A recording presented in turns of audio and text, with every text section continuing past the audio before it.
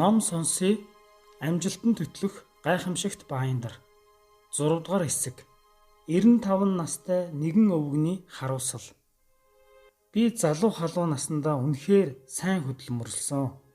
Үүнийхээ хүчинд хүмүүст үнэлэгдэж хүлээн зөвшөөрөгдсөн. Ийм байж чадсны хүчинд 65 настайдаа хэний ч өмнө нүүр улайх зүйлгүй тэтгүртэй гарсан. Гэтэл ийм байсан би өнөөдөр 95 насныхаа төрсөн өдрөөр хичнээн их харамсаж нулимс тусдуулан суун гэж. Миний 65 нас хэний ч өмнө бардам итгэлтэй байсан хэдий ч үүнээс хойш 30 жилийн амьдрал маань ичхүүртэй харамсал дүүрэн уйтай байлаа. Тэтгүрт гарсныхаа дараа амьдрал ингээд л боллоо. Үлдсэн амьдралаа дураараа өнгөрөөндөө санаа зовхгүйгээр үхэл үлдлээ гэсэн бодлоор үхлийг хүлээв.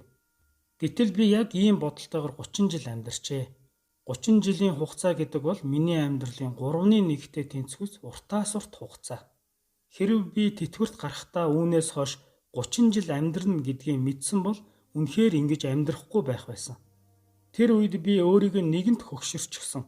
Ямар нэгэн зүйлийг шинээр эхлэхэд хэдийн оройтсон гэж бодсон нь хамгийн том алдаа байжээ. Би одоо 95 настайч оюун ухаан маань тунгалаг байна. Цаашдаа 10 жил, 20 жил ч амьдрахыг үгүйсэхгүй.